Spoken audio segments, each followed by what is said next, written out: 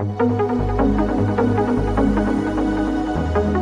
right, this is the panel. This is the moderator. Collectively, can we have a big round of applause? Get the energy up a little bit. Thank you. Thank you.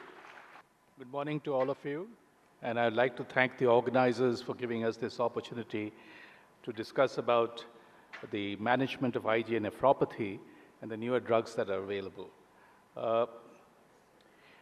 Just to give you a little introduction before we start the talks, the IgA nephropathy is the most common type of glomerular nephritis, the primary variant worldwide.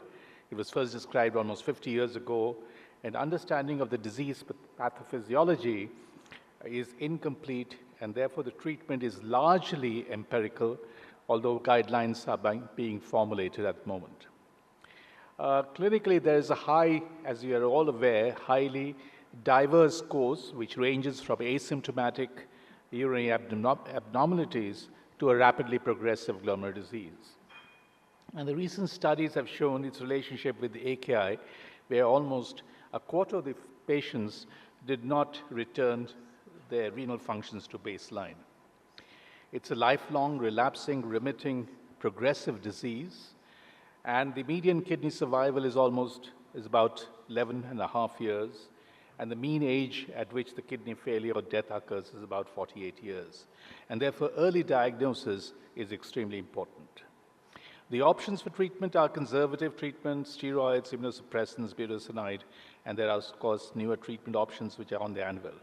And to take us through all this, we'll have first the experience that we have accrued at many centers in the management of IgA nephropathy with this new drug called budesonide, and then we'll discuss certain aspects with the eminent panelists. So Sanjeev, may I invite you to please share the Indian experience?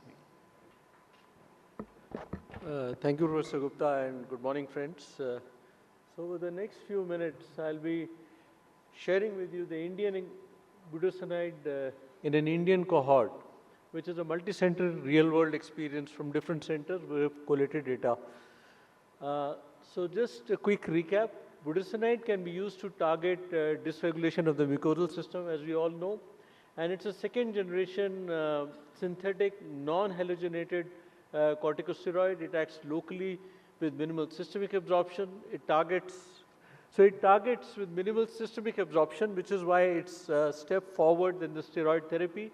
And it is supposed to act at the Peyer's patches in the intestine the advantage is it's got a high first-pass metabolism, so minimal, systemic absorption and lesser side effects.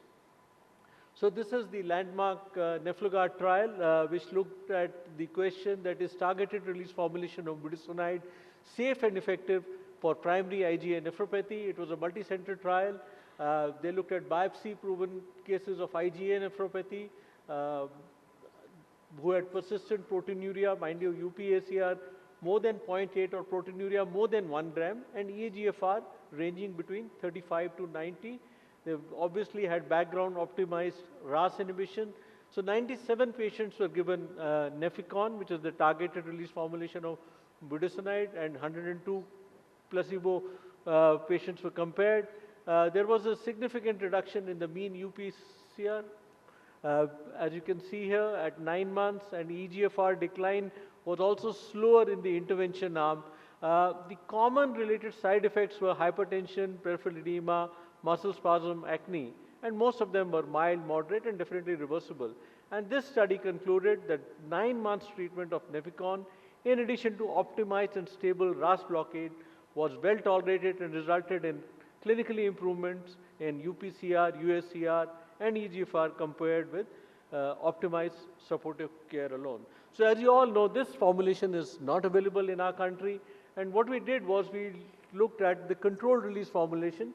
Mind you, we have now 81 patients in the database, and the numbers are growing. Not bad compared to the 97 patients in the NephLogard trial.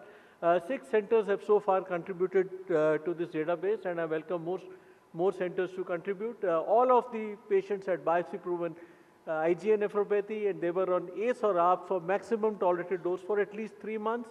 Persistent proteinuria, our cutoff was slightly lower. If you see A3 we took, and EGFR also slightly lower, more than 20, and the dose was similar, 9 milligram twice daily.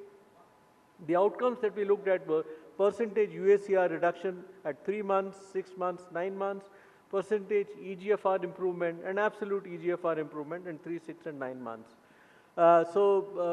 The mean age was 36 months, and there was about 69% for males, and the mean duration of conservative therapy was 5 months and ranging anywhere between 3 to 12 months. The baseline blood pressures were reasonably well controlled, 126 systolic with 81 diastolic and a MAP of 96. So these are the UACR changes at the various timelines. At 3 months, as you can see, there was already a reduction that was happening, 29.6%, 47.4% at 6 months, and an impressive 61% at 9 months follow-up. This is the percentage change in the EGFR. At 3 months, there was already a 5.4% improvement. Similar at 6 months, and at 9 months, there was an 8.5% improvement in the EGFR.